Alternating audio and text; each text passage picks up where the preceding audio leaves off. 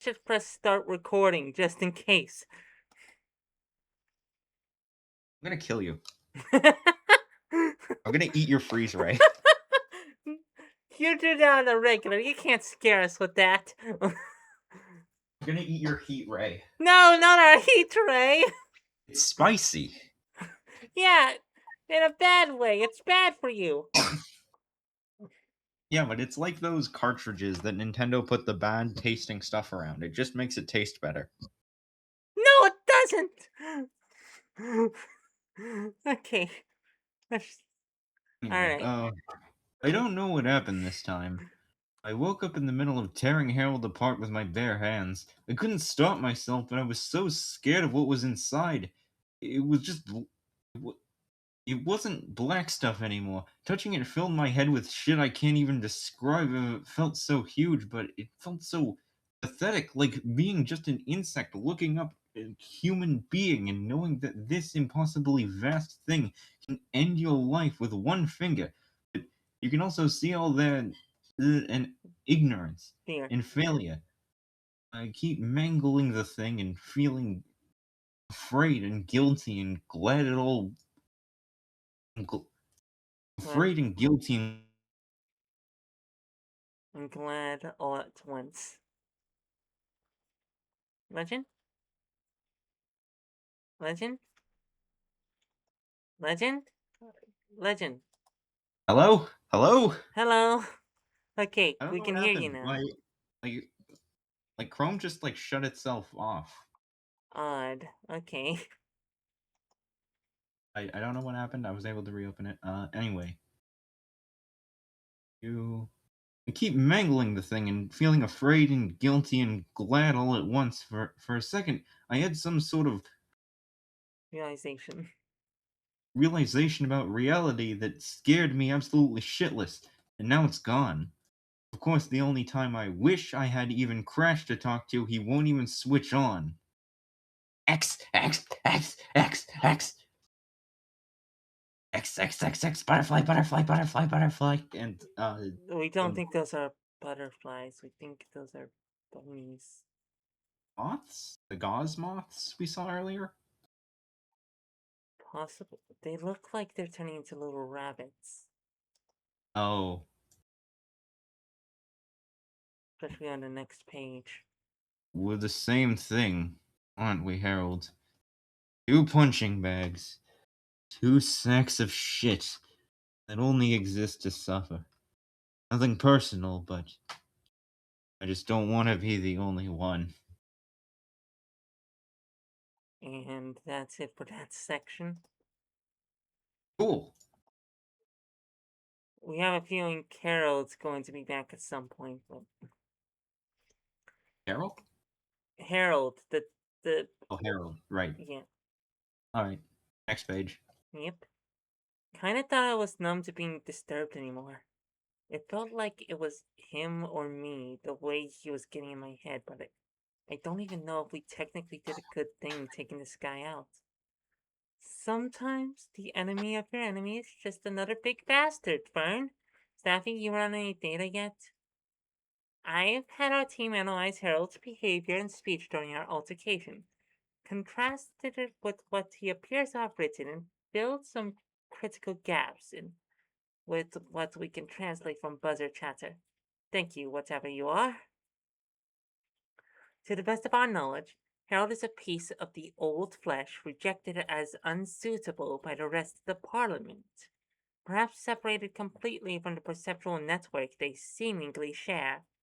He seems to have a fixation on an entity wholly unknown to us, but which he regards as a maternal figure, an impression we feel as well when we observe his renditions of this being.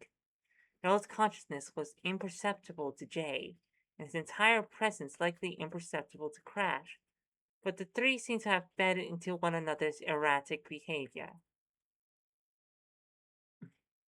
So, oh, we think we know exactly what Looney Tunes, not Looney Tunes, what Tom and Jerry bit this is.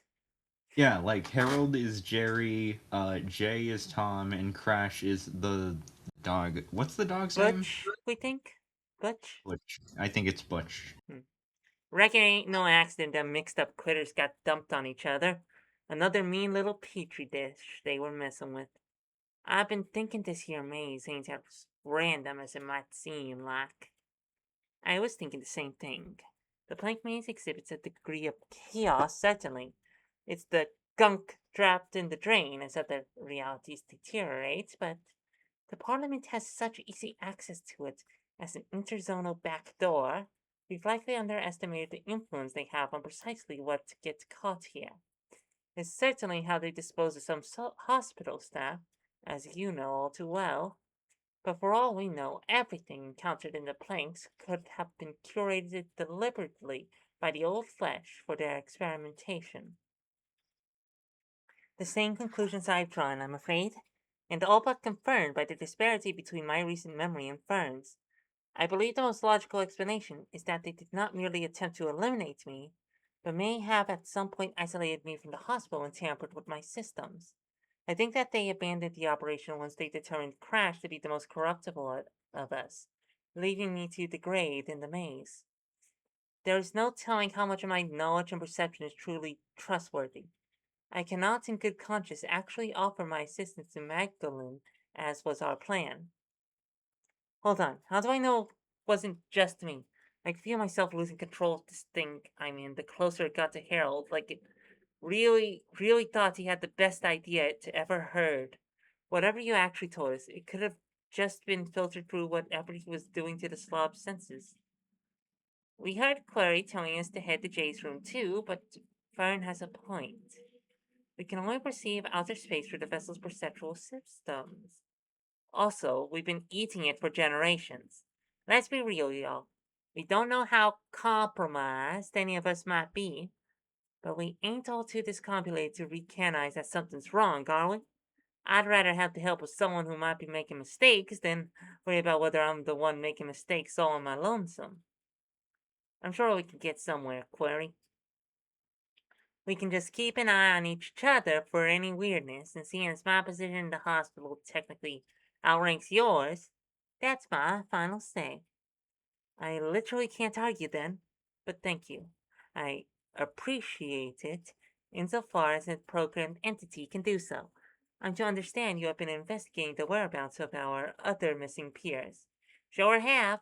I've scourged up a few doodads and tidbits the gals here might find mighty interesting, actually, and I'd like to compare your analysis with my own before we go any further, if Fern and Company would just pardon me for a sub-layer. See what Magdalene has collected. With Query's help, I can narrow down some bits and bobs I've brought together that we're both pretty sure are left over from the degenerated hospital faculties.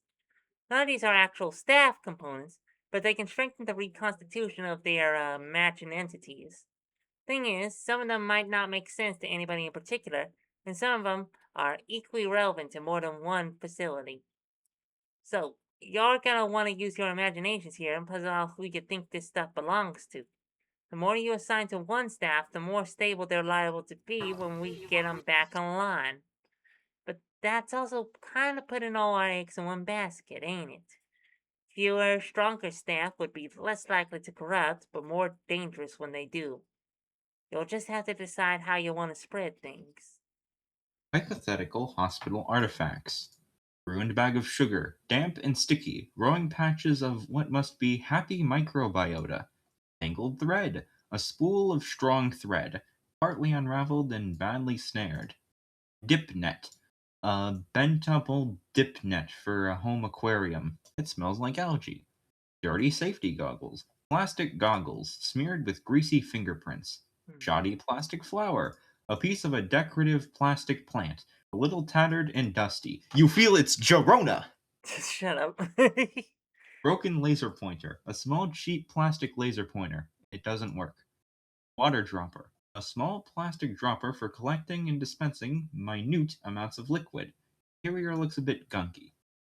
A dead clam covered in googly eyes. A dead sea creature turned into a smelly knickknack. You saw this once before. It must have wound up in the maze more recently. Magnet. Just an ordinary looking horseshoe magnet. Iron. An ordinary looking iron. Barbed wire. You hope this isn't really applicable to medical care, but maybe you can use your imagination? Fine scissors. Tiny, precise scissors. Normal sized. Not the kind that can talk. Wrapped candy. Smells simultaneously like butterscotch, chocolate, and mint. Sterile saline solution. Never opened. A full bottle of salty water used for a variety of scientific and medical purposes. Okay, so the ruined bag of sugar is has to be related to the moldy bread somehow. You Yeah. think? Also, I'm getting some like sea, like there's a dip net for like an aquarium. There's Yeah, like those dirty safety goggles. Those could also be like you can use goggles for swimming. true. And there's like the clam. Like there's a clam. Yes, there's a very big clam and saline solution. Does it matter that it's sterile or that it's salty water? I don't know, but there's also the water dropper, which is also water. But I feel like the saline solution and the water dropper go together somehow, regardless of True. this sea theory I'm cooking up. Fair enough. If Moglich ever watches this stream, he's gonna be like laughing to himself, like those idiots. Hmm. Oh no, wait. Anyway, deduce deceased doctors. It's a grueling process. You debate countless hypotheticals amongst yourselves with a tidal wave of buzzer input all over the map. Eventually, you sort the objects into four groups, and as you do so, vague figures inside and out of vague figures fade in and out of your mind. Oh, and look, we got the clam, goggles, water dropper, saline solution. Those appear to be one thing. Yeah. Yeah, All and water themed. yeah, and we do see one of these people in the latest updates. Ooh. We're Yeah, assuming it's the multi bread one. maybe. Hmm. It's not that much of a spoiler. There's not much here. Hmm. Anyway, the moldy bread vibrates stronger than anything in your possession. The bag of sugar, dip net, and magnet feel right together with it. You get impressions of caustic substances, magnification, charts, and graphs. The thread, barbed wire, and candy feel right together. The scissors remind you of surgery, but Tori doesn't need reconstruction. It's it is a close enough guess, however, to guide you in the right direction to another type of surgery. You get impressions of chattering and drilling, maybe glinting mirrors. Oh, a dentist. Oh, God. It's terrifying. Oh god. Oh god, I do not want to see Bog Leech's interpretation of a dentist. Yeah. Horrifying. Yep. Mad The eye dentistry is a whole other trip, man. It's a whole other trip. We've seen it. We've seen terrors you would not believe. eye covered clam, saline solution, safety goggles, and eyedropper feel right together. You get impressions of brightly shining lenses and intense white lights, maybe lettering. Hmm. The iron and laser pointer feel right together. The plastic flower feels right nowhere in particular, except that it would decorate a waiting room, so you use it to pad out your smallest pile. You get an impression of sparks and clanking and Jarona and oily smells. Hmm. Alright, so this is interesting. We got a long ways to go, but I'm beginning to remember some folks. I think. We just need a couple core components for each one, and I can get them back online. You've got one already for what I think was our dear labomaticians, something like that. Look for stuff that could really only fit with one of these motifs, and you'll be in business. Could be anything, anywhere. For instance, any impressions you might be getting when you consider these folks? Keep your eyes out for anything fit in those descriptions, or think back to anything you've seen around the hospital. And see about nabbing it while you continue helping out the maternity patients. Any questions? Let's go to the next one. You chit chat a while with the weird things you're friends with. You believe you can piece some of the doctors together while you look for the remaining kids, and taking buzzer feedback into account, you all agree the lab tech might be one of the most helpful to have around first. You're about to work out your next move when something suddenly goes off in your brain. You are interrupted by an incoming signal! Garbled static sputters through your consciousness like an expensive plumbing problem. You barely catch a few snippets of meaningless chatter before you lose your grip on it. Don't worry, Fern. We heard it too. We're locking on as we speak. Oh. Oh, I see. Hmm. Oh. Was that the scissor monsters? Were they working on me? Real me? Is this about my body? Hang on. There. Got it. Oh, great news, Fern. Oh, hold on. Hold on! Hang on, girl. They're still coming in quiet. Uh-huh. Uh-huh. Wow, that's a relief. She'll be thrilled. Oh, oof, right. Well, whatever works. She's gray. She won't know the difference. That many? But they're dead now, right? Oh, wonderful. Splendid. That much? You cleaned it out, right? Pseudo-liquid? Wow, well, nobody's nervous, as we say in this biz. To shreds, you say? To To shreds, shreds, you you say? say? That's a Futuramic reference. Yeah, I was doing the doctor from Futurama. Link's voice is more like, to shreds, you say? And his wife? To shreds, you say? We don't know much about Futurama, but we know that joke. Fair enough, fair enough. Oh, sorry. We had another line. Please. The phone call, or whatever it is, feels like it drags out forever. You remember for a moment what it was like to wait while your Gab. mother grabbed Gab. gabbed while your mother gabbed to friends on the phone for hours at a time, your kid mind driven anxious and annoyed by the half heard conversations about things you didn't quite yet grasp. Except this is the terrifying version. You try not to dwell on phrases like mostly jellied or finally inside, and particularly upsetting frequency use of the word stragglers when finally. All right, you too. Hugs and kisses. Well, sounds like it all came together in the end. You haven't lost anything you can comprehend enough to mind, and they even threw you a free sponge flush, hot and fizzy. I'm a little jealous. Once they had it all in one place, it was easier for them to get a bead on your signature and find out where you'd gone off to. Your vessel is pretty much ready for you. There's just, well, some things. Actually, Things? you know what that reminds me of? Like What? Fern losing stuff she can't comprehend. Yeah? Uh, there's this comedy sketch where an alien like abducts a guy, but it's like sort of presented like a doctor's visit. Ah. And partway through the sketch, the alien says to the guy, "In my professional medical opinion, you can't teleport." That's re- Anyway, keep yeah, going. that's just a tiny bit. Things? Yes. First thing is, the only clean and easy way to get you back in your bag is if this body has to respond. We can recuperate fine, but it might not be entirely fun for you. Well, hey, just putting this on the table, but I could certainly go for an early lunch. Next thing, please. Next thing is, there are some obvious advantages to your presence in this form. But we have a constant communications line with you, and you can perceive things that we can't. But on the other flagellum, Harold showed us how dangerous that can be.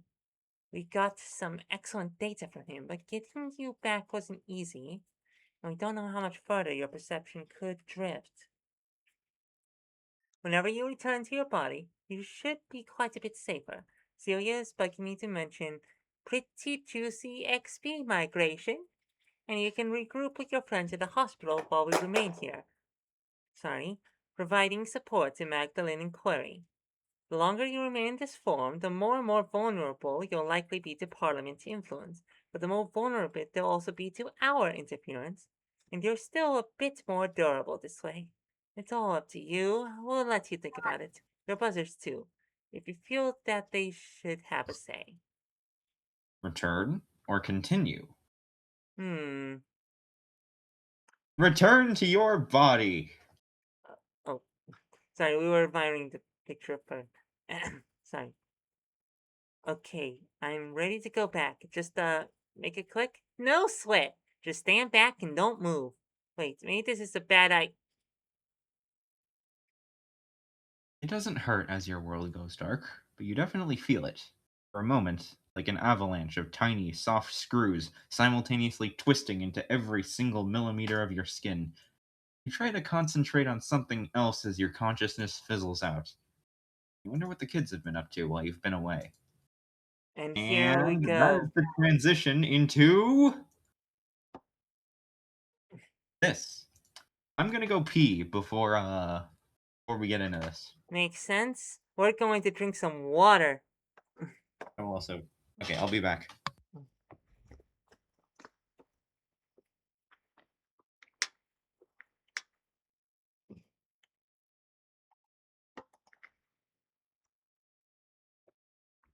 Sorry, just drink some water, resting our voice, because we voiced act a lot, and Legend's going to voice act a lot more.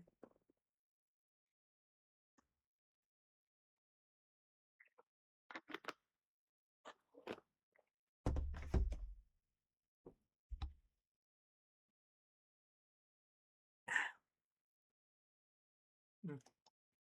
Plus, it gives us an opportunity to respond to some messages, you know? By the way, a huge thank you to the anonymous person who fulfilled one of our gifts on Throne.com. Pretty huge deal. Thank you.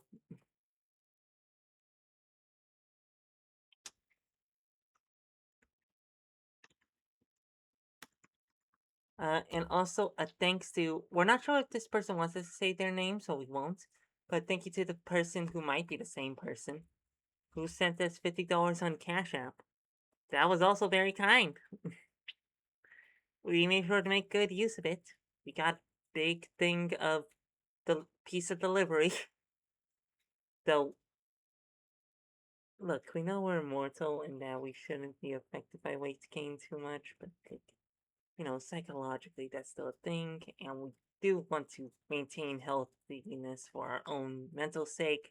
We're just hoping it doesn't turn into anything harmful. So, hmm,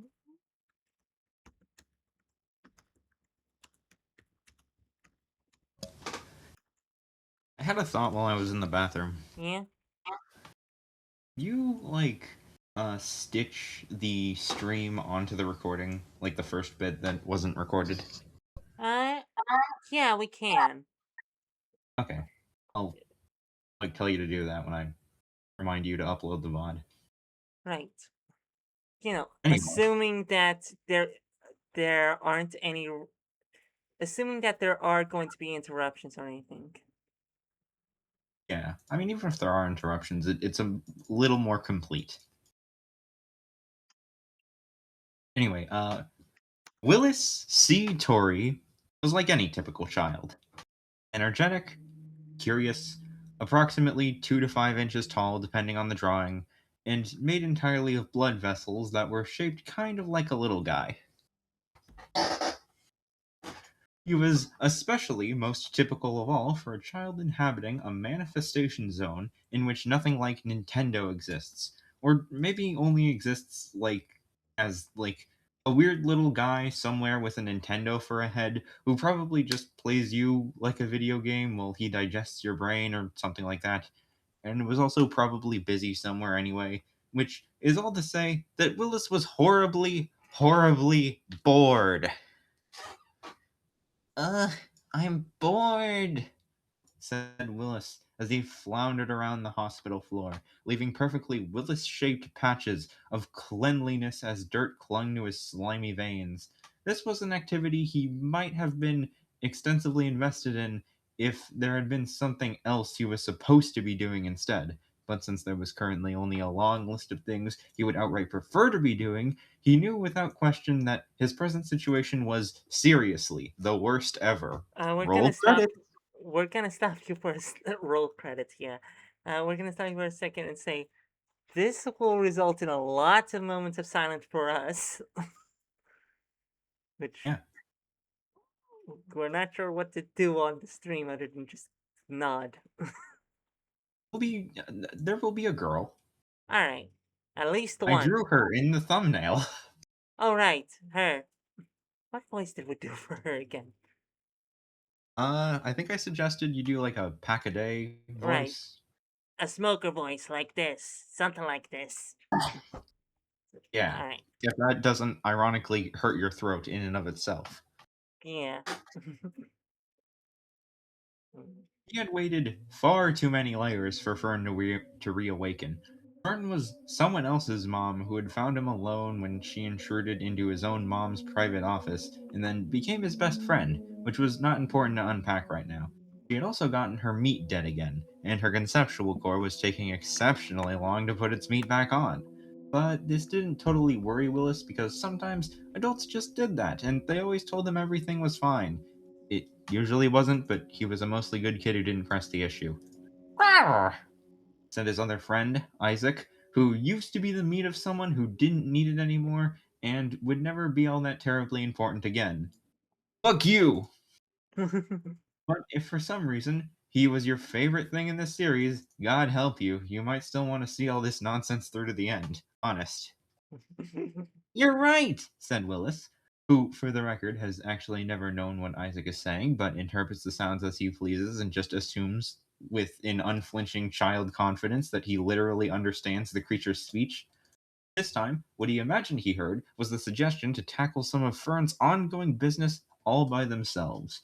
If she had been back if she had been back in her meat, she might have told them to just stay out of trouble. But watching her get killed repeatedly by cute, tasty animals, and sometimes littler kids than himself, was making him feel increasingly like she needed his protection at least slightly more than the reverse. Which was. Whoa. Sorry, we just realized. Oh, Vern has been killed by literal children a lot. Yeah, Fern was killed by a child in, like, I think it was the last stream. Yeah, No, wait, yeah, the stream before the last one. yeah, I think. Like, Allie, like one of the daughters of, like, the big thing.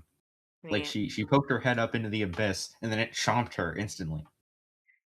yeah, Yeah. By the way, I kind of like Willis and Fern's like dynamic yeah. where Willis is technically more knowledgeable of weird like zonal shit. And more powerful to boot.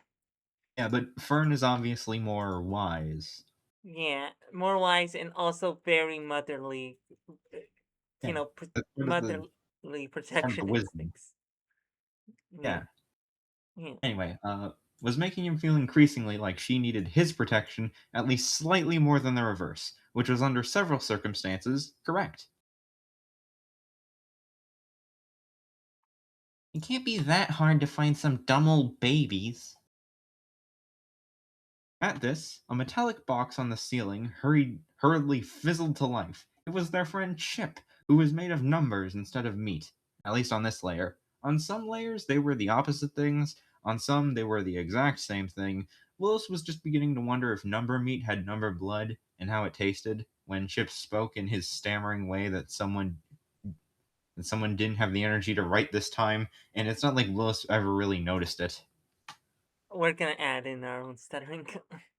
Willis, as a hospital staff and the only conscious adults present, I must insist that due to unpredictable danger levels, you must remain here until Fern reconstitutes, regardless of how bored you are. I know you think you should be helpful, but it's not the best idea to do whatever you please. As adults, shouldn't have too much trouble sorting out our problems. Promise. You're not my real dad. Who is your real dad, Lewis?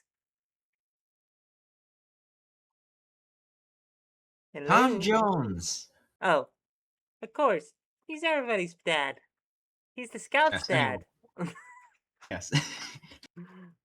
It would have been a good idea for Willis to pay attention to these words, but he was still thinking about number blood. And then he got to thinking about how the number 5 looked like a worm, and worm blood was gross, so maybe number blood was gross. Or maybe just number 5 blood was gross. Or maybe number 6 blood, by being one more than a worm, was a little less gross. And then he wondered how many numbers you had to count up for the really good blood. In any case, what Willis heard Chip say was this. Willis, as hospital staff and the only conscious adult present, I must insist that due to how bored you are, you should be helpful. It's the best idea to do whatever you please. Us adults have too much trouble tackling our problems on our own. Exactly, said Willis. Where do we start? Willis, no, no, no. Implored Chip. Your mother would be furious. He's also your boss, so you can't tell me what to do, said Willis, pronouncing the emoticon as smugly as a child can muster.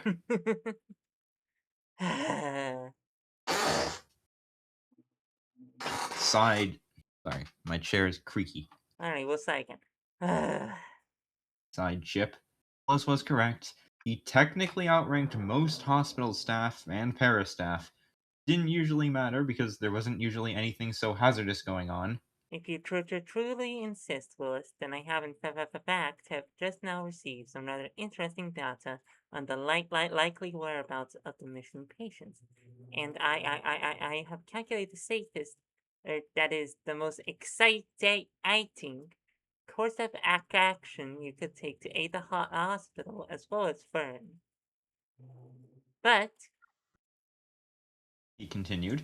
this is still an important responsibility, Willis.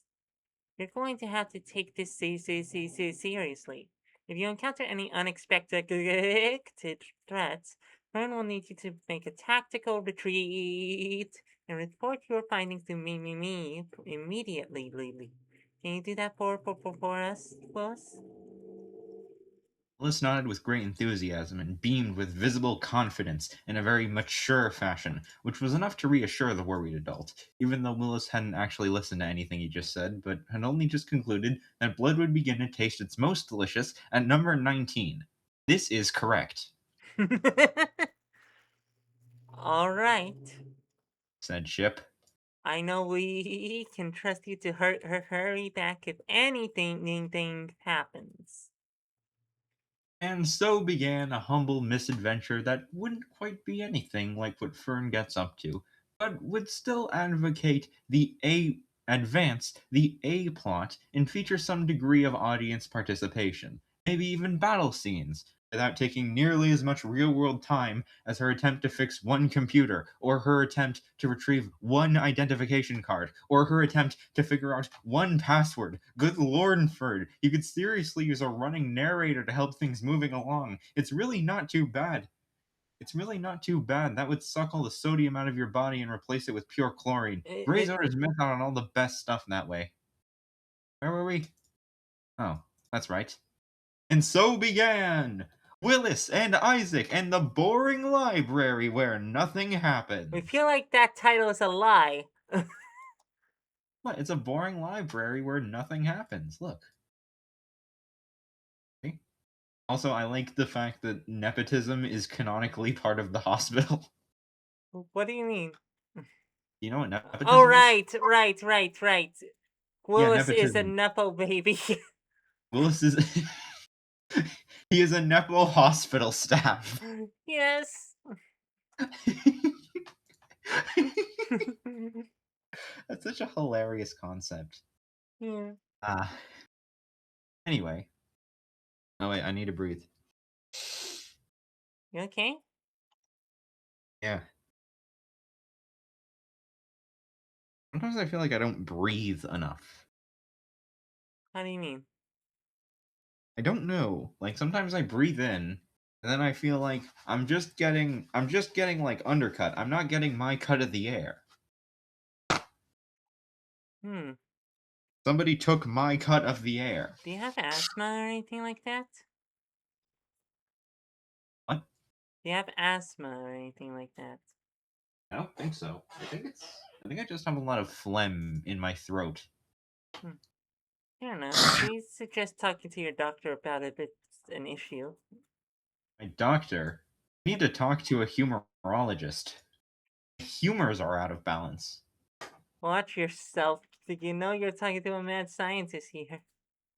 Yeah. Can you do something about my humors, doc? I got too much phlegm in me. Um, we guess phlegm is technically a humor. Um, What do you mean technically? It's one of the four basic humors. oh right. We don't know our humor theory well because we actually focus on science. Mad science, granted. But Well, science! Well, as an assistant to a mad scientist, I think That I would know that humor theory is objectively true. that does not give you the kind of authority you think it does. Anyway, Let's read. the library was not previously a zone Willis had found pertinent to experience, and it also wasn't like Isaac would have recognized as and it also wasn't like Isaac would have recognized as a library at all. Towering twisted shelves of books stretch infinitely into the nothingness where a ceiling ought to be, creaking and cracking as they gently swayed in rhythm with the zone's conceptual pulse. Willis had tasted book blood once, and it was a dry, dusty sort of blood with too many chewy little words floating around in it. But he wasn't here to taste the local flavors. He was here because his friend Chip had gotten a bunch of complicated, boring information that said the library might be the last known whereabouts of a patient's missing child. Chip had said that since the old Flesh, the bad guys, but if you needed to be told this, you'd better go back to page 1 of the webcomic, were involved. Anything unusual about the library might make a good lead. Or maybe it was anything not unusual enough. It was pretty much the same thing around here. As Willis and his gooey friend finished sliding into the zone, a single book flapped down from an upper shelf and plopped down on the floor in front of them. Well, howdy do there, Sonny, squealed a squeaky voice. Willis had met the source of the voice before, and had never particularly looked forward to meeting it all that much more. He sighed. Hi, Mr. Librarian, he said, the being's vibro signatures of stuffy adulthood making him sleepy already. Smiling madly and staring off at nothing in particular, he estimated Professor Lexicovermus, Esteemed. Esteemed. the esteemed Professor Lexicovermus, bobbed back and forth through the hole in the open book, as though he thought the library's silence was an exceptionally groovy jam. She did indeed. Boy, oh boy, you do sure smell medicinal. You're a hospital boy, aren't you? The little bookworm shrieked in a voice which, off the record, might have been performed by voice actor Mark Justin Roiland if he were just experiencing an unusually phlegmy puberty. Willis didn't remember the professor always shrieking and wondered if being in his own library was just that exciting to the guy. Unfortunately for everyone, it was. Um, yeah, I'm supposed to find somebody who might be here, and boy, oh boy, totally do have you come to the right place to read some books.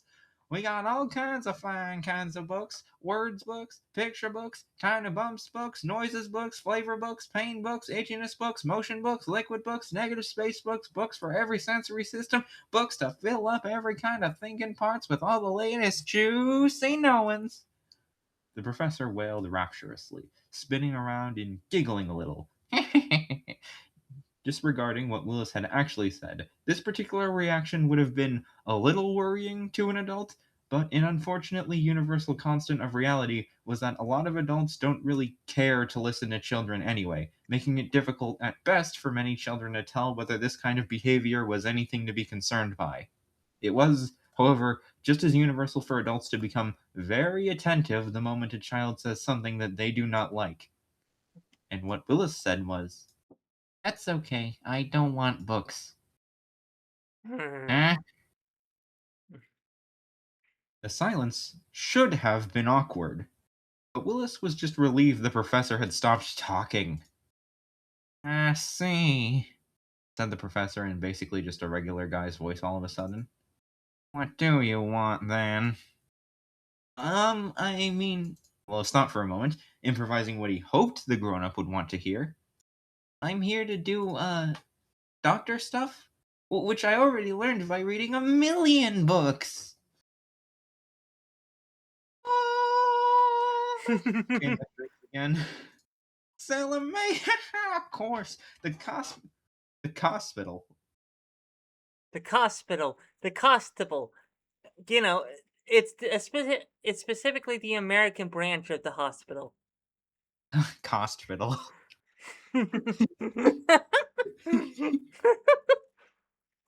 Hmm. Yes. Yes, I think I read a book about the hospital once. Hmm. Anyway, the hospital sent you on busy ditty dittiness? Of course, silly me. Just so happens we might have some little wee bitty tiny little problems that aren't anything for our fine patrons to concern themselves with, but that maybe some fine medical folks could take a look-see about. Wee-hee-hee-hee-hee. The laughing continued a whole lot longer than that. It definitely did. But you get the idea. He was back to spinning around now. His response still wasn't a clear match for what Willis had told him, but Willis was a clever kid, or kid equivalent entity, and he could work with it. I'm trying to do Mr. Meeseeks for him, because most people assume he sounds like Mr. Ah, Meeseeks. fair enough. I'm Mr. Meeseeks, look at me! Ah, Mr. Meeseeks, look at me. That's my Meeseeks voice, and that's also his voice.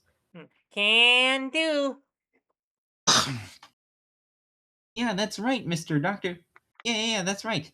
Mr. Dr. Phage sent me to see if you have, any books that are acting funny or anything messed up like that. Of course. Let's see. Let's just have us a fun thinking. The professor seemed to be straining hard to complete the thought. His little cartoon worm face was almost as red as Willis. That's right. I was in Remature Readers Hall, text format sector that inverse historical blue violet quasi fiction, unincubated static matter authors W to G5. That was it. Alvin Braxton Calvin said there was a nasty vibe around these parts. Says the books are cased in pretty sour. No thanks. Not for me, pal. Not gonna eat no gross old sour books. Blah. He pointed, with the tassel on his hat, to the being he called Alvin Braxton Calvin, a flattened creature with slimy fins and metallic scales and hairy little legs that perched a few rows up the nearest shelf tower. It waved its feathery feelers and grasped its damp gills for a few moments before clambering down to the floor and scuttling in what was presumably the direction of the sour books. Willis had no way of knowing whether this was really Alvin Braxton Calvin and whether it could really communicate such complex information, but he also had no reason to doubt it. In the distance, if you paid enough attention, the same scratchy, scurrying sound echoed through the library. Huh. Next page. She.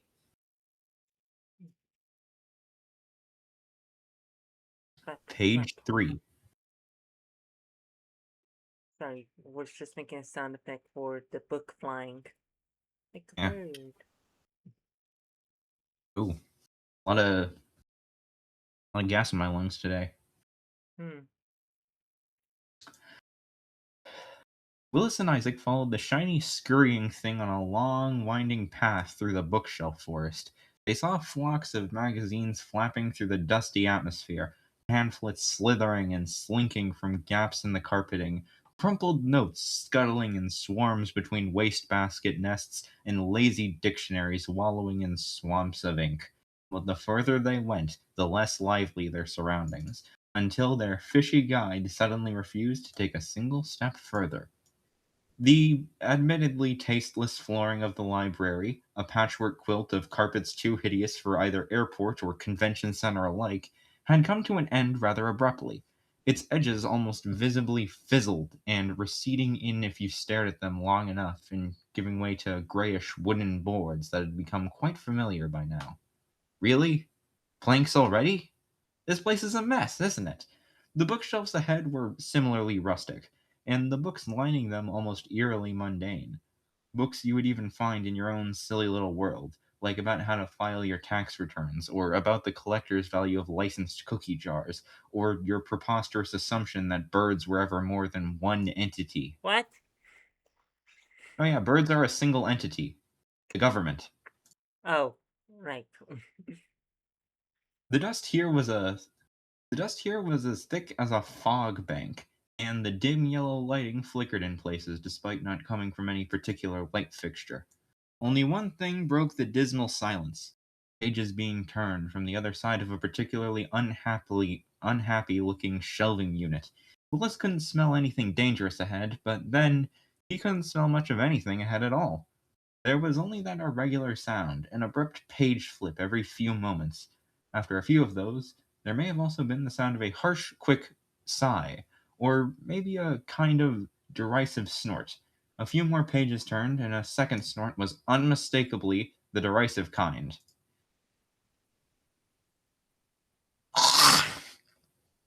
Emitted Isaac, eyelid frowning. Willis interpreted this as a sort of judgmental distaste, but not necessarily any fear for whatever lay ahead, and this interpretation was one of the correct ones. Willis wasn't certain whether he should approach the unknown entity openly or stealthily. Sometimes things had ways of knowing they were being watched, and sometimes they got angry that something was attempting to spy on them, and Willis was still way too full of blood to want to deal with that right now. It was entirely irrelevant to Willis and to our story, but the person making me say all these things was, as usual, very sorry for how long it had been taking, and wanted someone to know that this page was not the entire update. It was split up to give readers their first possible fork in the rest of the story. No skin off my back. The longer this part of the series takes, the more time I have to figure out how to break out of here and eat some of you. Take all the time you need to decide what Willie should do. Maybe even argue about it a bit. Pretend I'm not here. Yep, the narrator is a character too. Great. Great. And a quite deadly one at that. Yeah. Uh, yeah. Don't scroll down too fast. Right. Actually, scroll down like just a bit and wait until I finish this. Alright. Approach openly. As it happened, a significant enough proportion of readers decided that Willis should boldly march up and introduce himself to whoever or whatever was around the corner, and that he should have Isaac stay back in case there's trouble. And so this is what the unseen buzzers relayed to the child from between the veils. Huh? You thought the readers were the buzzers? Well, you can go ahead and think of it that way if you prefer, but it's a little more complicated than that. Nobody told you? Really? Forget it was me then. Also, I'm pretty sure we technically did figure this Yeah. out. Yeah, Yeah, we said it. technically, he, especially with the concept of medicine itself, answering a question no human would ask. Yeah, it's almost like I think her name was Marcy. Yeah, Marcy, that's right. Yeah, it's like Marcy just like her conversation with Fern was forgotten, and now the narrator itself has not even like acknowledged it. Fair enough. Anyway, funnily enough, Willis had no idea. Willis had no idea anyone was influencing his decision at all. Bet that raises questions for some of you too. It And does. so, yeah, literally Chris Deltarune. No, Chris is very much aware. Very much. Willis, Willis is gonna have to pull all of the buzzers out, put them in a trash can, and your soul has left your body.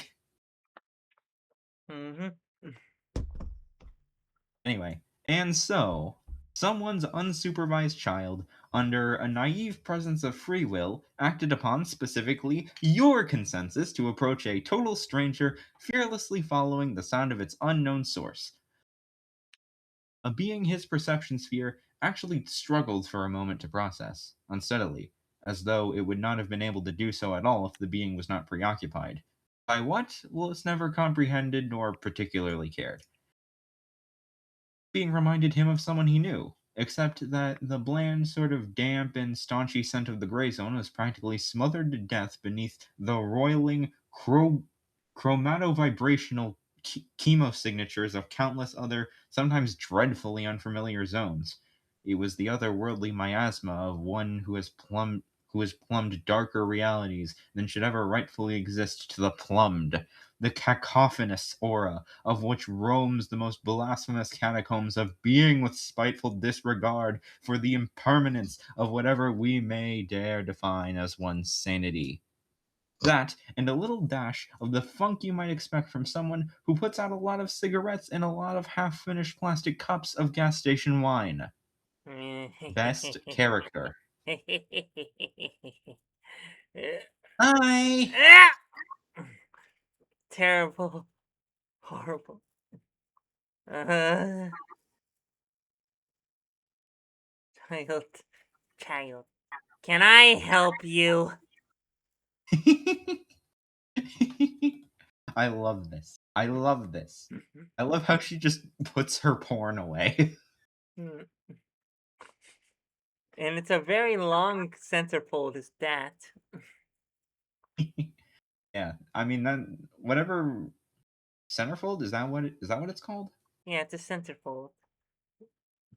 Oh, Yeah, usually there's only one other that drops down, not like a whole list. yeah. I mean whatever she's looking at is probably pretty alien to us. Yeah, but she's into Yeah. it. For sure, a lot of people would be. Oh, she's definitely into it. I mean, we literally just heard she does a lot of zone hopping. Yeah, fair enough. For sure, a lot of real life people would be into it too. Yeah, Anyways, advanced monster fucker. yeah, anyways. Can I help you? Yeah. Oh, sorry. I wait. Hold on. Are we? Oh, yeah, yeah. Anyway, page 5. Question the weird lady. The different fern glowered down at the intrusive child. It so happened that this individual was not a fan of children on a good day, and in her honest opinion, the last good day she had was the day she got the whole womb to herself after finally absorbing the first person she had ever met. Ooh, Naive. Yeah. That's some like gray man type shit. yeah. This is now out the territory of something a kid could theoretically read.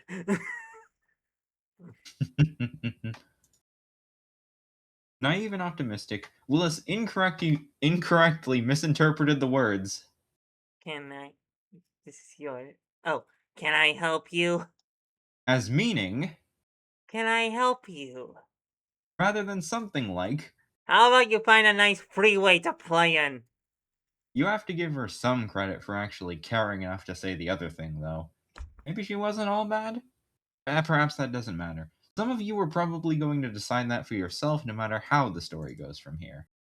And then just her. All of her drawings are peak. Yeah, fair enough. I'm Willis. What's your name? You smell weird. Are you from the gray zone? My friend Fern has the same stuff on the outside of her blood. Are you friends? And your dialogue portraits are all weird. The fucking dialogue portraits. They're all smiling. They aren't supposed to smile. I'm sure of it. Okay. I forgot to mention this the other day, but Yeah, I checked. I checked the Wayback Machine. yeah. Uh, it only goes back to 2023, but I do believe the first time we meet Cheryl for dialogue portraits that was an update made back in 2020. So I think sometime between 2020 and 2023, her dialogue portraits got fucked up, and I don't know how. Hmm. This might still just be my strange conspiracy. I might be going insane. Bog Leech, fix my sanity. Fog Anyway, Leech, make his sanity worse. no, that's your job. Alright, you're right, you're right. Anyway, Cheryl. Cheryl. So do you. Yeah, more or less. No, we don't know each other.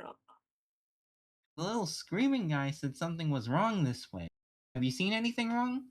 Are you what's wrong? Don't look at me, I just ran out of reading material. Some chick was pretending to be a nurse or something and left me hanging. That's Fern! She was looking for her baby, and then everybody else's babies. Did you lose a baby? The kids are accounted for.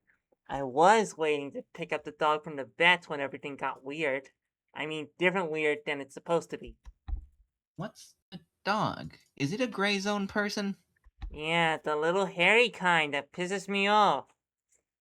I actually thought I got a whiff of the bastard when I shifted in here, so I thought I'd poke around for anything that looks shat on and ruined. Oh, maybe that's exactly what's wrong. Is the dog thing full of gray zone bloods? Usually. Guess what? I'm really good at finding bloods. Heh, just like your mom, huh? Yes, ma'am. I can work with that. I definitely love to get the hell on with my life. We could help each other find the dog. I could smell for bloods, and you could smell for pisses you off. Maybe you could fix the library. Well, it might be rotting in a waiting room. I think your gross eyeball buddy might be useful too. Just not so much at hiding. Oh, well, that's Isaac. It's made of someone else's meats. Everything is, kiddo. By the way, you don't have to steal books at the library. They're free. Let's get going. Page 6. Meanwhile, Professor, Pro- Professor Lexicovermus was overjoyed beyond all wholesome sense. Three, possibly four distinct entities were physically patronizing the library at the same time, and he could have practically exploded as he twirled with glee. Unit request status report, Oh, buzzed the looming visitor. we'll It all we'll read those bits because you're reading a lot. okay, Unit request status report. buzzed the looming visitor. It always asked these kinds of things on these kinds of visits, and it was harder every time to get the little bookworm to pay attention. Boy, oh boy, wailed the professor. Folks sure are reading some reads, these here layers, I tell you what, I tell you, folks sure are that. Whoa, Nelly. He was even less coherent than the last meeting, which was quite irritating for this particular visitor, yet it also indicated desirable progress. Unit request status report. The thingy repeated. It watched the professor spin some more. His rapturous shrieking was turning into weird, indescribable barks. The being sunk a little, then pondered something. This unit requires status report before unit can resume. Enjoyment of literature. The professor snapped to attention, remembering with clarity what it was he was supposed to do, though unfortunately not at all remembering why. This poor Oh! bookworm. Yeah, he's a bookworm. This poor bookworm. The, the, Yeah, the, the parliament's screwing with him. yeah. He reminds me of the PopCap game bookworm. Yeah, we think it's meant to, at least a little bit. Yeah. Mm. Oh gosh, oh yeah, of course, it's all good. Peachy Kino, things were looking, not so fine, really, but the hospital sent a real nice young lad to have a look-see at. Undesirable response. The entity interrupted with a booming vibro signal that could shudder gels. Our operatives have arranged no known hospital intervention by a developmentally incomplete male. Can you confirm these specifications? Oh, jeepers, I think the professor disappeared down into his book hole for a moment, as though he had to physically find the memory. Which he did. Yeah, Peruni, here we go. There's the little feller, he said, sharing the memory image of Willis by a process you would only understand with at least a Class T fluid based sensory system. The visitor did whatever a double take looks like for the kind of thing it was. Unacceptable. Subject remains impenetrable to outside influence. Impact by subject on current operations is unacceptably unpredictable. Subject could compromise stability of our operations within this zone. Goodness gracious, gravy on top, ain't that a sticky old wicket? The professor hollered with concern, still smiling, having no idea anymore what those operations were supposed to be, or whatever he had actually approved of them. He hadn't. What? Hey, come back here, come back! What? No, we do, Georgie, old pal! He asked of the ominous figure, who had not been going anywhere, and was not named Georgie. Do not be alarmed. Subject detected in vicinity of operative GRZN 023988247. Refrain from interference and allow our operative to neutralize the threat. The professor slowed, and his expression sunk. The implication of the being's words was stirring something deep beneath the fog of madness that had rather recently replicated his usual, more productive madness. That's. Hold on. That's not. We don't do that here, fella. Ain't no fighting when there's books to read. Little guy's a kiddo guy. If there's a troublemaker troublemaking in our fine readery here, that's pretty sure that's my jurisdiction to deal with myself, not some. Uh, who did you say? Oh, wait. Who are you exactly? The entity did not answer the question. It had prepared several possible responses in the event that the professor became so uncomfortably cognizant. Oh no, Professor. This unit has recalled the facts previously omitted from our communications. It seems that this unit does not know how to read in Hyxixia script.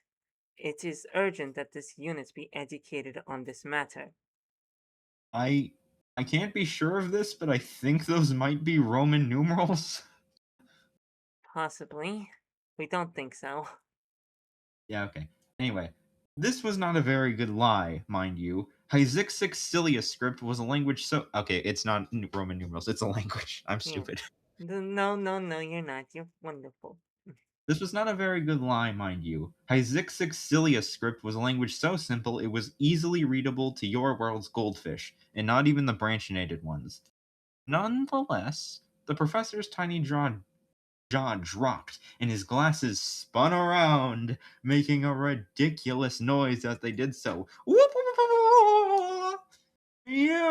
You're telling me that what I think you're telling? Affirmative, Professor. Oh, please, teach me to read. The prolonged screech of excitement emitted by the professor was, coincidentally, identical to what a pterodactyl what a pterodactyl used to sound like. So it's too bad that you can't hear it right now. It wasn't even halfway through this screech that he had forgotten his concerns, and in fact, forgotten nearly everything else that was going on again. I love I love that shit. Yeah, uh, was coincidentally identical to what a pterodactyl really used to sound like, so it's too bad you can't hear it right now. It's very Hitchhiker's Guide. It's a very If this Hitchhiker's Guide sentence. if this is what the Hitchhiker's Guide is like, I need to it's a book, right? It's a series of books, 5 of them. The 5th I one's a need bit of a to downer, but the other 4 are great. the We fifth one's a highly bit of a recommend them. the fifth one's a downer in like what? It's written bad or It's it's just like sad. it's just it's got like an actual story to it. All of them have an actual story to it. It's just that the ending of the last one is more cynical, we'll say. Oh, I assumed it was just like the Rick and Morty. Hey, don't go to the next page yet. I haven't read everything. Right? Anyway, I assumed it was like Rick and Morty's interdimensional cable where they just go like, "Oh, here's a bunch of weird shit. Here's what happens if the number 42 was the meaning of life." Uh, so what happens with 42 specifically is that they have a computer named Deep Thought. Deep Thought was designed to calculate the answer to the question of life, No, the universe, and everything. I've heard about this. I just don't know how it would. I just assumed this was like it was like the written version of a bunch of comedy sketches. I didn't consider the idea that Beep Dot and like 42 yada yada Yeah, was part of a grander story. it is. It is. It's all part of a grander story. But also, Anyway, we do want to finish our explanation because the thing about the reason it takes centuries to come up with an answer. Probably not centuries, but it takes a long time to come up with an actual answer to the question of the of life, the universe, and everything. And the answer to that question is 42 because people have no idea what the actual question was. yeah, and the question isn't something that equals 42. Possibly. People don't I know the know this. question. I've read about this. Anyway, All right. confident that it could keep the professor occupied, the visitor silently transmitted a new set of directives to operative GRZN-0239847. The professor had quite possibly already forgotten again what they were doing, but he was growing more susceptible to suggestion by the layer. This poor bookworm. We, we feel so bad for him. Howdy do! We know we know that normally he'd be crazy like we're crazy.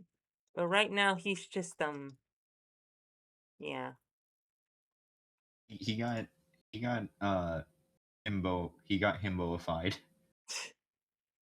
It's the same thing that's happened with Paige. It reminds us too much of dementia and things like that. Yeah, you Oh, know, I was gonna mention Phage, like that moment of lucidity. In fact, I fucking love like when a crazy character just has a moment of lucidity. hmm. Like, he's still crazy, obviously, because there are no sane people. Sanity is a lie made up in order to put people in line. But, Yeah, Lewis you is know, crazy. Isaac is crazy. Cheryl is 100% crazy, yeah. and also she's giving us the death stare. I think she. Well, let's read. Mm. Willis, Isaac, and the Weird Lady were not making the best progress. They had been following the edge of the library's deterioration for an exceptionally long and uneventful layer. Willis had yet to pick up on the scent of any unidentified blood, but he reasoned that the border between regular library and plankified library was the most likely place to find someone or something that was still in the act of messing up the place. At least, that was his plan when he last remembered exactly what he was doing. He was a little preoccupied with having hypothetically made something he considered a new friend, whether or not the feeling was mutual. "Hey, Miss Cheryl!" he exclaimed, proud of the way he always just knows exactly how someone's name is spelled. Yeah, what? Probably what Cheryl responded with, but her exact words weren't as important to Willis. "Do you know the Parliament?" he asked.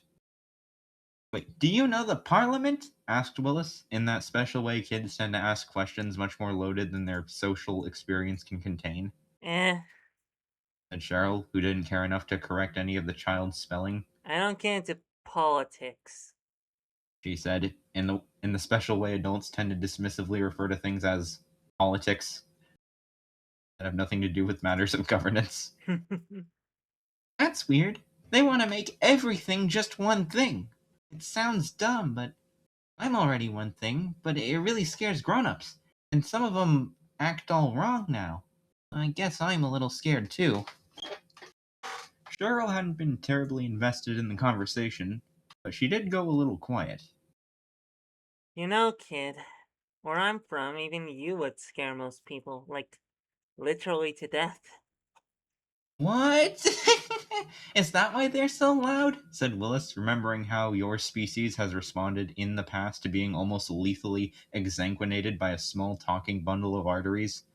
The number of human beings actually killed by your beloved Willis as he played in other zones was not zero, in case you never deduced that before. But that's probably as much about the subject as you're ever going to know, so you can just have fun chewing on that nugget forever. Uh, okay, okay, okay, okay, okay, okay, okay, okay, Uh, oh, are you okay? okay.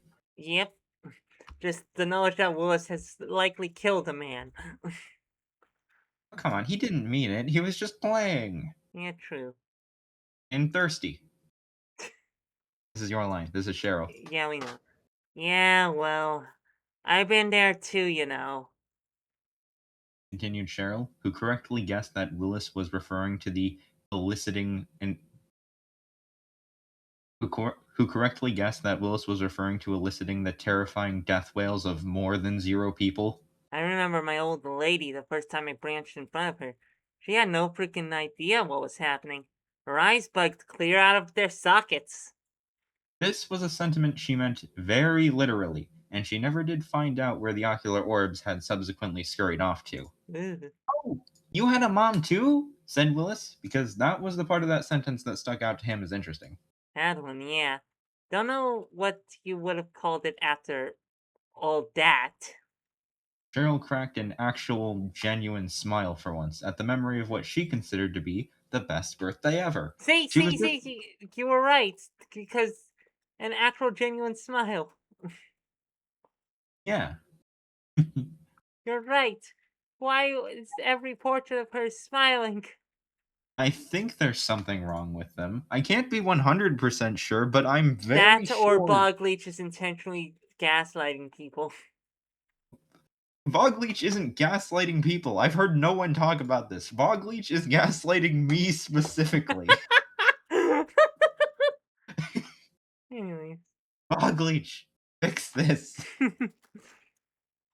Anyway, uh, I do believe her dialogue portraits, like she has other dialogue portraits later on in this story. Yeah. Anyway, he was just about to add something else that you might have considered noteworthy when Isaac, who had been plodding along with contended blubbering, stopped short and emitted a blurble of a more disconcerted variety. Said Something's wrong with your dead guy. Cheryl as she nearly bumped into the distorted clump of former J flesh. The border of the planks took a sharp turn up ahead of them, putting them face to face with a couple rows of plankified bookshelves. Unlike most of the library shelves, their tops could be seen, but their ends could not, stretching on and on in unknown distance. Willis couldn't detect any fear from Isaac. He could detect a sort of confused, mildly disgusted worry. The kind you might feel if, let's say, you opened your mailbox to find nothing inside but a warm and partially eaten hot dog.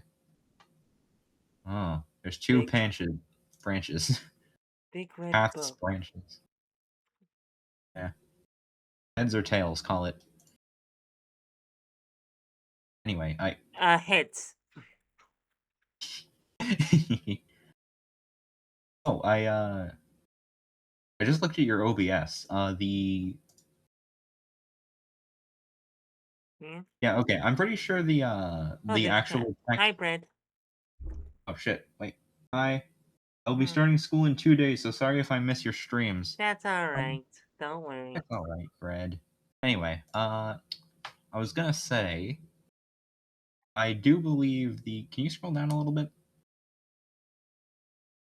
Okay, so the text can fit in the black bars, but the uh like big text that announces the thing, it just goes a little bit off of the black bars on your screen. We see. But I mean, I'm reading it anyway, so Yeah, fair enough. the red book is an obvious trap. Do not read the red book. Do not touch the red book unless you make Cheryl do it. Red book bad. Red book danger. Unless you make Though, Cheryl do it. well, I mean, she's probably more equipped for this. Fair enough. Though Willis could not consistently pick up on buzzer activity, he was still a clever enough child to know whenever something was obviously suspect. Why weren't there even any other books down that entire aisle? He wagered the Red Book either scared them all off or already murdered and ate them, which were entirely possible scenarios whether or not they were actually what had transpired. Proud of Hmm. his responsible thinking, he carefully examined his reasoning to his companions and asserted that they should avoid the right hand bookshelf at all costs, following the mysterious footprints to the. Yeah, shut up a second, kid. Your buzzers are flipping their shit about this book. I want to see if it kills me. Will it? View. Ah. Oh. The boy! Hey. Heh. Ooh. Ah. Yum. Hmm. Ah. Oh. Ah. Yum. Huh. Hmm. Yum. Ram. Ah. Hello. Hello. Hello. Crap.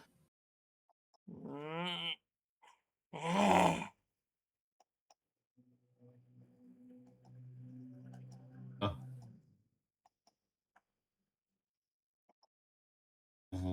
um, So, well, it didn't kill us. so is this like reverse carcinification? I. Well, I mean, the carcinification, like, happened a bit later on, so. Hmm. Anyway, keep reading. Baby book. Figures. Any idiot knows the crap with the crap and the. Oh no! And next. Cheryl was annoyed. Granted, she was always annoyed, but now she was annoyed from the inside of a large sack she had not agreed to occupy. The last person to place her in a sack without asking was, as a direct consequence of that decision, no longer a person, and her present captor was, in fact, incredibly fortunate that their captive was simply feeling too stubborn and too lazy to get out of the sack on her own. For those among you wondering, this turn of events was a direct result of the suggestion that Cheryl alone should read the strange book, which had indeed been part of a trap, albeit not the kind of metaphysical zone logic trap you were probably expecting, or for that matter, as Cheryl had been expecting, and had been consequently more prepared to deal with. As she purposefully stewed in her own agitation, an old family recipe, she wondered which of many hypothetical enemies had been insipid enough to pull such a banal routine. An ex? No, that was impossible, given that she had been the sole survivor, often to her credit unintentionally, of almost every intimate relationship since she was first seeing weirder things than her species is usually supposed to. An ex's vengeful an ex's vengeful spouse? Children or pets then? It wouldn't be the first time, not to mention everyone she still owed a substantial sum of money or cigarettes.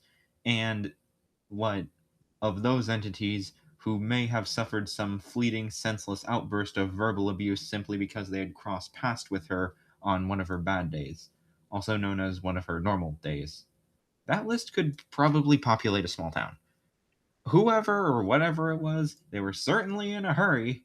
They were also cold enough and damp enough that it could be felt through a sack, and they didn't seem to have any fingers. Whatever they moved around with made a slippery sliding sound on the wooden floor, and another similar sound trailed behind, accompanied by a raspy and also definitely very damp wheezing, until at least Cheryl was unceremoniously dumped out of the sack onto another rickety plank floor.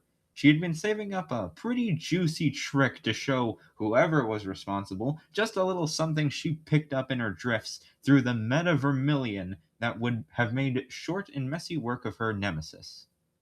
But she barely finished uncurling the appropriate vibrofunnels when her perfectly stewed agitation was broken by an unexpected bubble of sheer bewilderment. Back over her and dragged her here were unfamiliar members of an otherwise all too familiar species, but one that was not typically known as a throw you in a sack and then let you back out sort of species. More, the sort of species that throws some of you in a sack, or at least so its babies can have something to practice lighting on fire once they've run out of its other weaker babies. And yet, these individuals were not only keeping a quiet and respectful distance from Cheryl, but she could tell, in one of those extrasensory perceptoid ways, that their awkward smiles were an honest to goodness effort to appear non threatening, and not, as was more expected of their kind, because they were trying to imagine which orifice is the funniest orifice for when you pull out the entire human skeleton in one piece. Cheryl had her own opinions on this matter, but we'll leave it at that. Far more unexpected, though, not totally unheard of, was the fact that at least one of the two beings went on to exhibit a recognizable, non gruesome form of communication. So, you're that foreign broad, if I ain't mistaken. Is what it said, nasally, in the kind of accent people affect when they believe New York City has only. Is affect the right term here, or am I going nuts? We think it's the right term. In the kind of accent people affect when they believe New York City has only one kind of accent. Its larger companion followed up the mistaken statement with a strangled squawking sounding squawk of "Horp!" which in this instance meant, "Yeah, what he said." Okay, you can read the New York guy if you want to. Thank you. Okay. So, you're that fine broad, if I ain't mistaken. There. Yeah, that's a good one. Go. Boing likes talking maggots. Yuri, Yuri, Yuri, Yuri, Yuri, Yuri. Yeah. Sandwich. I Diane. although I will say I did Reading. claim the Horp guy earlier. Well, fair enough. Anyway, Cheryl opened her mouth to say something, but had uncharacteristically forgotten to prepare any creative new vulgarities. Who the heck was Boyne? She thought. Wait, who had Willie or Wallace kept blabbling about again? He must have said it hundreds of times. Fern. That was it. We Indeed. think this Fern. is our thoughts. Actually, sorry, we didn't register. We are I mean, so it is sorry. your thoughts, but I'm pretty sure it's the narrator saying it, right? True, but you can say that about any dialogue. So Yeah, let I us could say know. that. Well, I mean, I can't say that about like the unquestionable dialogue. Fair enough. Let But I us. mean, you can read this as like Cheryl's inner monologue if you want. All right. Who the heck was Wayne? Wait, who had Lily or Wallace kept babbling about again? You must have said 100 times. Fern, that was it. Yeah, we think you Oh, should narrate those parts because indeed, it's Fern. because the past tense. Sorry, continue. Okay. Indeed, Fern, the same person Cheryl had encountered back at the hospital, poorly impersonating a temp staffer. It was, come to think of it, a little peculiar that this individual had been hanging around so nonchalantly with both an unpiloted, yet perfectly tame fleshazoid and a son of a K class conceptual manifestation. Now, Cheryl had just been ambushed and kidnapped by the reject pile of the third deadliest biomorphs in the matter based range solely because they had mistaken her for this other gray zone woman. Was Fern really just another of those dumb, doomed randos falling in through the hospital's crumbling membranes? Or was she actually important to this latest brand of doomsday? For once, something had piqued Cheryl's interest before even the promise of money or cigarettes, and neither had been entirely ruled out yet. Cheryl's idea of a smile was almost as convincing of that of the present company. It's Fern, stupid. Who wants to know? Oh no! Someone stole our best friend! Exclaimed Willis, already clambering over the fallen book in pursuit of the mysterious figures, failing to register that his other best friend, the one made from the rearranged meat of a serial killer, had refused to budge. Said the fermented creature dejectedly.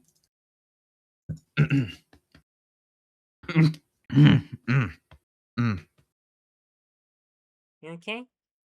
There's a burp in my throat that just isn't coming out. Right. No worries. Willis skittered to a halt, fortunately having not gone terribly far on his tiny limbs. Huh? What's wrong? He said as he puttered back to his companion. Isaac made a little wet huffing sound of frustration, and with the retractable arm we forgot he had for a while, gently picked Willis up by his loop-shaped head and sent him down back outside of the shadowy library aisle. Willis looked back. Cheryl's kidnappers long gone, the other left-hand path. Oh, he said. That's right. Lead the way. By "that's right," Willis meant he remembered Isaac had eyeballs, a sensory organ he himself did not need and did not entirely care to understand, in the span of what you and I could sort of translate as a few seconds. The thing you and I could sort of translate as a little boy had drawn the conclusion that Isaac's eyeballs could see a shortcut to wherever the unidentified entities had jumped out and gotten the poor, sweet, innocent, defenseless old lady they had just met, who, like Fern, would have definitely, in Willis's estimation, have gotten 1,000 times already if Willis hadn't been there to watch out for her. Or been gotten 1,000 times already. In reality, Isaac had no idea where the other path went, but he would have been reluctant to follow the particular things that had taken Cheryl, even if they had taken someone else he was in a hurry to ever see again, which they most definitely did not. Though the details were long faded, there had been something about Cheryl that had sent a little shudder through the particular spinal column Isaac had inherited. As far as he was concerned, multiple things he wanted no part of had just been mercifully enough to exit his vicinity, and with any luck, the rest of his pseudo life. Oh, Ah! I. Oh, that's your scream. Yum! Ugh! Yum! I think the implication is that Cheryl, killed him or something? Probably Oh terrified. no, wait. Remember when he was, killing all those humans? Yeah, Cheryl won. yeah. Anyway, regardless of the reason, Isaac was just glad that Willis agreed they should take the path that smelled a full 10% less hideously deadly than any other direction they could have gone in.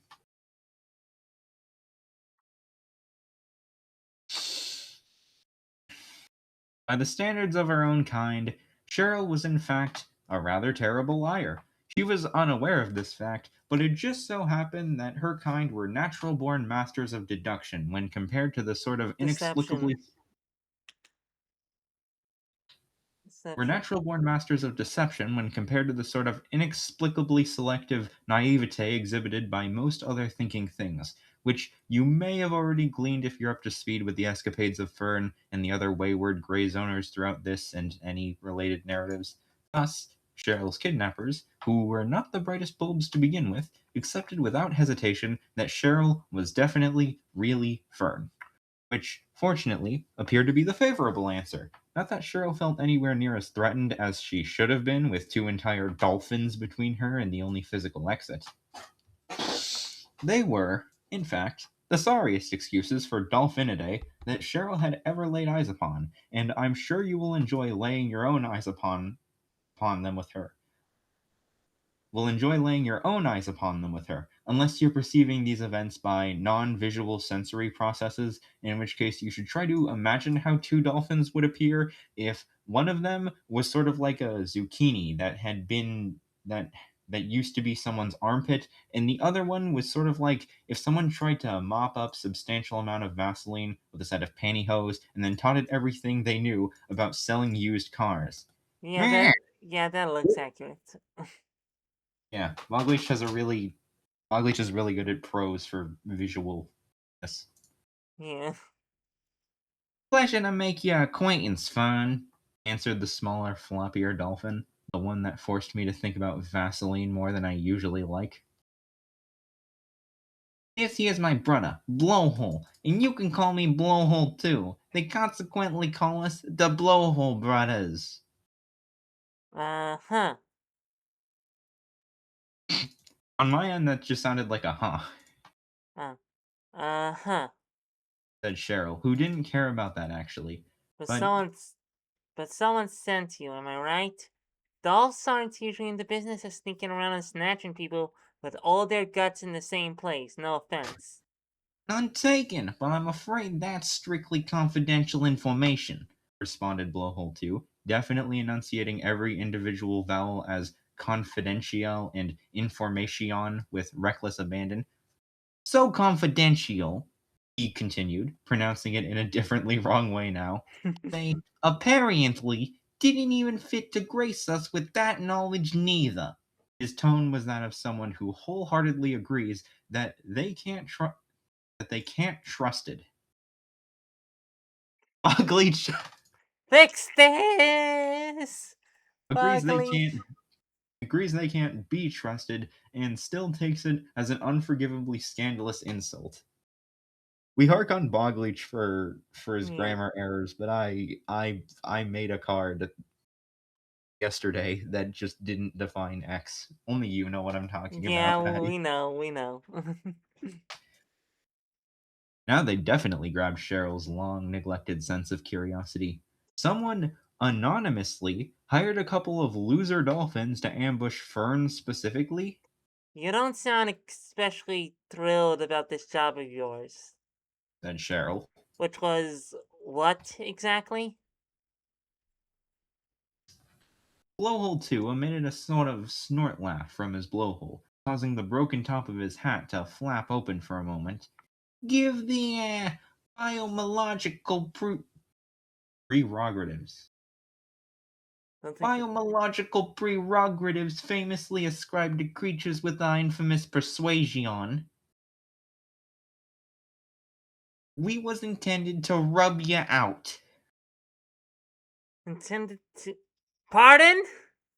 said Cheryl, horrified, because although she was well accustomed to things wanting her dead, she had forgotten what rubbing someone out means, and considering the nature of the books she had been trying to shoplift, very recently her mind was still very much elsewhere. You know, said Blowhole 2, I was gonna whack you, You were gonna what? said Cheryl with exponentially escalating hostility, also momentarily unfamiliar as she was with to whack someone, as another dated colloquialism for assassination. I'm just saying we was supposed to bump you off, the dolphin hurried attempted to clarify, sweating a little as Cheryl began to roll up her sleeve. An unseen phenomenon. Keep An reading. unseen phenomenon now rattling the planks around her. To those who are not native English speakers, we can assure you that these were all really various slang terms for homicide. Do you in, stuff ya, no, lay you flat? He continued, backing up against a wall. He had been under the impression that the gray zone dirt walkers were chumps, but already a network of what looked like throbbing veins had begun to pulse beneath his skin as Cheryl drew closer. That wasn't what they were, and they didn't belong to him. Or, interjected the other dolphin, just called Blowhole, which in this instance meant, pardon my brother's obtuse vocabulary, but we were offered substantial compensation by an anonymous individual to permanently terminate your operational processes. Oh. Oh. Cheryl laughed, because she somehow caught all of that as her mood stabilized. Blowhole 2 experienced a physical sensation, kind of like if thousands of sharp little fingers had been scratching at the inside of your spinal cord, but somehow you just didn't notice until the moment they stopped. Yikes! No wonder someone wants this dame out of the picture. Was at the moment the only firmly appropriate thought of the many thoughts squelching around in this awful dolphin brain. Yeah, that's right, he said out loud with a nervous chuckle, rubbing his flippers together with a sort of rubbery squeaking sound. And whoever it was wanted it on the. Wait, is this? Yeah. And whoever it was wanted it on the down low, but for some reason, they said the deal was off if the little library worm bit the dust first. That he was important. That you was a liability to what they was trying to do. Must be why they turned to the Blowhole Brothers, on account of our renowned expertise in these here kinds of delicate operations. He pridefully cocked his head back, causing the boneless, drooping ends of his snout to twirl around each other for a second. He was correct, of course, that he and his brother had been specifically selected to carry out this task, but he was terribly incorrect about the reason, Oh, yeah, I can tell. said Cheryl, who was no stranger to the fine art of dumping your dirty work on expendable patsies. Yep. Patsies? Is Yep. that a word? That's a word. Like, Okay. like chumps. Yeah, on expendable patsies, and had to admire the deviousness on display. A dolphin, pathetic enough to need money and take orders, was still a dolphin after all, and nobody asks questions when yet another routine, senseless act of dolphin rearranges any one living thing into multiple smaller, less living things. But why? Entities as high profile as the librarian were always under attack from something, but why did these attackers need a mere gray zoner taken out first? And why so secretively? You shouldn't even need a dolphin to explain a gray's sudden demise, as even Cheryl knew she could totally eat it at any given moment in any conceivable or inconceivable fashion. Out here in the zones, you never even knew what your bone marrow might. Out here in the zones, Wait, out here in the zones, you never even knew when your bone marrow might book an exotic vacation and neglect to invite you along. Thinking square thoughts under a violet endomoon could redefine every third cell in your body as a verb. There were sneakers that ate feet, bifocals that ate eyeballs, strawberry yogurt that ate small intestines. Farther out there, so much farther, there were wavelengths of something ancestral to light that could crawl into your past and eat the day you were born. Nobody so much as batted an eye or quivered a flange when these things happened to the unnaturally branchinated, the puzzling and comical Taurus that blipped in and out from the forgettable gray. Things like herself, or Fern, or the plank maze loser, we were little more than weird bugs to most en- or the plank maze loser, were little more than weird bugs to most entities, a quaint curiosity at best, and more often an unwanted parasite, infinite layers of reality, and it still felt, in the worst way, like she'd never left home. Oh. Thing is, said her would be assassin, just as she was starting to forget he existed, we were just machinationing on our most diabolical of machinations when we got ourselves even more appealing counteroffer. See, from another unanimous kind of customer, un, unanom, unanim, uni, yeah, unanimous, Oh, un, we think unom, anonymous. We think that's a butchering of the term anonymous or it is, but something. I'm just trying to wrap my head around how to butcher it. Fair enough. From another anonymous kind of customer who wanted us to make sure you don't get iced until the worm croaks, which they sounded pretty confident was gonna be your fault. The state the statement snapped Cheryl out of wherever her thoughts had been going, eyebrow raised as the dolphin continued. So that's got us thinking. Why not both? What if, and hear me out here, what if we make it look real convincinating that we, unalived ya? At least, that's the modern terminology for it, right? I used your TikToks. At least until we get paid by Weirdo number one. See, when in real actuality, you just lay low for a while until boom! You get the drop on the worm, so Weirdo number two's gotta pay up. And if Weirdo number one finds out, what's he gonna do now that it's 4 against 1? See? Impenetrable. That's the good old melon for you. At this, he straightened up pridefully and gestured to his swollen friend, his hat flapping up and down again as he emitted a couple of comical toots from his blowhole. Toot Toot toot. toot toot toot.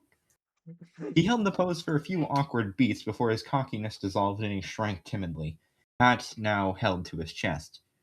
It's just, that whole part where you have to play permacoast for a while, that's gonna be significantly more challenging without your cooperation. And I get the feeling you ain't gonna fall for the sack again. What do you say, Foyne? All us three alive and richer? 50-50-50? Cheryl wasn't sure what to think. Why was Fern expected to unexistify the librarian? How was she supposed to? That shouldn't be possible for any gray zoner, but now she had to see where the heck this was going, and she knew enough about faking her death that at least the first payout was practically a sure thing. Even in the event she'd have to bail on the next, the dolphin really wasn't as dumb as he looked. His only mistake was thinking the real Fern would ever go for this kind of sleazy business, while his other only mistake was thinking that the fake Fern was ever going to be in a sharing mood. That sentence was written excellently.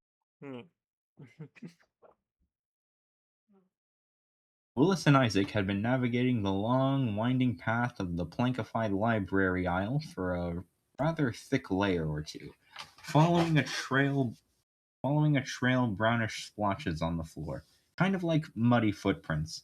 Isaac's enormous compound eye was trained closely on these, indicating to Willis that there was something special about them, Besides these splotches, the only other detail of note was the remarkable disarray of the bookshelves. Granted, an individual from your own world might have been more baffled by what some of the library is actually supposed to look like to the higher conceptospheres, given there are zones in which the equivalent of a book might closely resemble something like a dying potted plant, an unfinished Denny's lumberjack slam trademark breakfast, or a hovering cube of water with a severed foot floating in it. But rest assured, the disarray surrounding Willis was obvious, even for a child who had not typically cared for the place. Besides their disorder, the objects on the shelves were overwhelmingly what you would in fact recognize as books, even in Willis's perception, which, as we just established, was not actually a good sign, in much the same way that the zones are not supposed to be made entirely out of those dusty grayish wooden boards. Every so often, the books were interrupted by things that didn't qualify as books to any Perceptoid, but still disquietingly mundane as you can expect from the planks. A baby doll skewered with 2 dozen kitchen knives, a Garfield trademark wall clock covered in barnacles, a stack of neatly folded beach towels soaked completely thorough with split pea soup.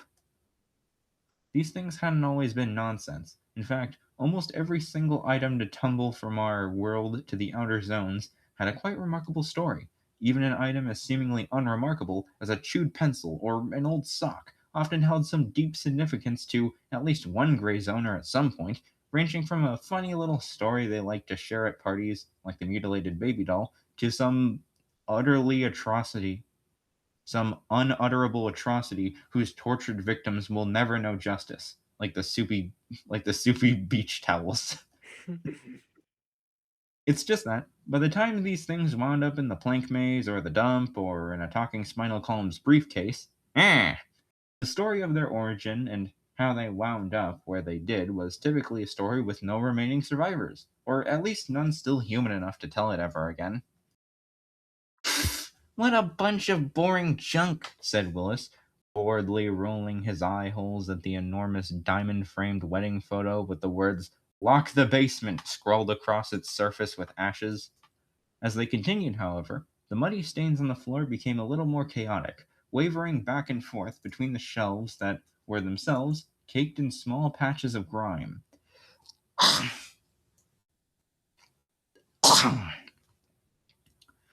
Eventually, the aisle widened some, and almost every inch of the floor was marred with overlapping footprints, as if whatever left them had spent some extended period of activity in the same spot. More curiously, the planked shelves were broken up by more pristine, vibrant little bookshelves still desperately clinging to its context. Two of its shelves were even still labeled, though their vibrational signatures were terribly out of tune with their contents. For a being like Willis, these misaligned signals were kind of like finding a jigsaw puzzle with just a few pieces conspicuously crammed into the wrong gaps, or perhaps a strange little turtle flailing helplessly on its back. There was simply no way a child could stand to move on without fixing the situation. Willis could sense that 5 books in total were categorized incorrectly, and at least one thing did not even belong here at all. Hmm. Oh, and you can click on these. Let's see. Let's browse through a few of these. What are rotary dial phones and how do they work? We are not reading this. Hmm. This this is in biology. It should be in historical, maybe. Parappa the Rapper, Wikipedia page. Broken Tumblr link. A broken. Wait, what does the link say? Tagged update chrono. Huh. From Strange Schools something. Another. Anyways, tiny one.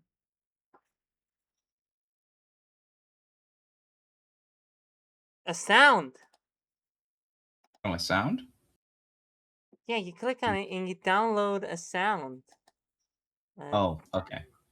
yeah, Ah, that's alright. Let's see if this sounds familiar. Give us a second. Night's bread, by the way. Bye. oh yeah. Brad in the chat is saying good night. Yeah. It's 11:23, so I'm asleep. Mm. Yep, that's it. That's the missing child. Ooh, you you have the child on your computer. Yep. What do the mechanical parts of a toaster do? Another download. Oh, is it half a noise here and half a noise there? Or Oh. different noises? Surgical and dissecting scissors. For sale. Uh, Yuri. That's one of our favorite running bits. Loading page. We don't care enough. And finally. Oh. Something. Hmm. Yeah. At the very least, we found what we were looking for. All right. Next page then.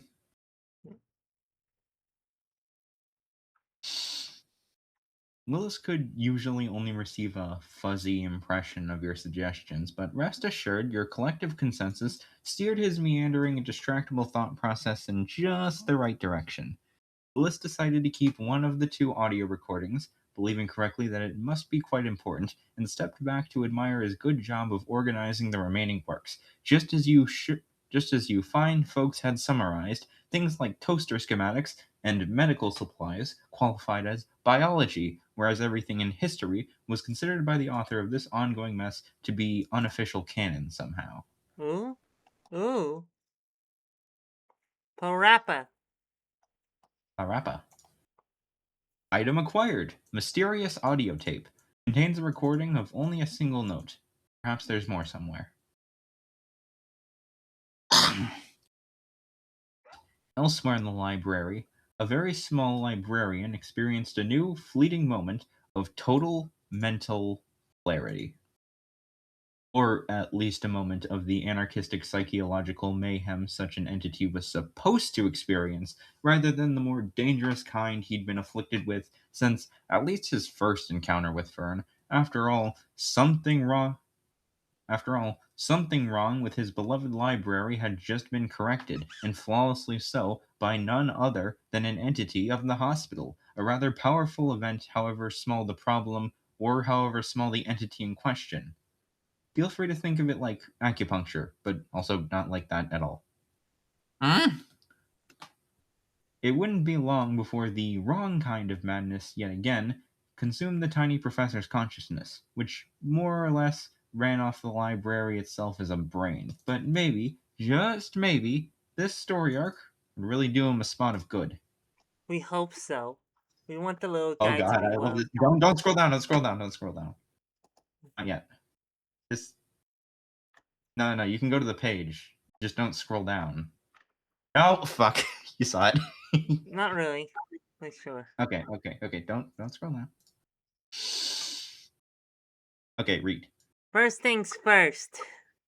Said Cheryl, who was pretending she was Fern for the benefit of the two sea mammals. This killing me thing. What kind of proof did this freak want? Substantial biomaterial, said Blowhole 2. Presumably something a gray zona can't remain functionate without. Guess that part's gonna be tricky. Cheryl brightened. That's it. No slats. I got this. Just hang on. No peeking, boys.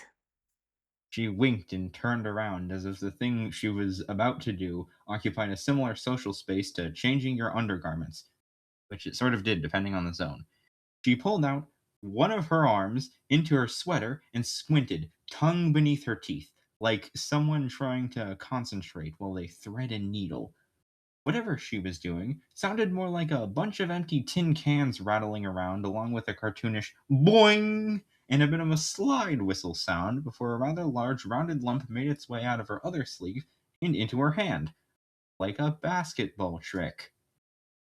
Okay, scroll down as you read this. Ta-da! She said, proud of the very cool and funny thing she knew how to do since childhood. Since childhood. Childhood, yeah. Item acquired. Neatly severed Cheryl head.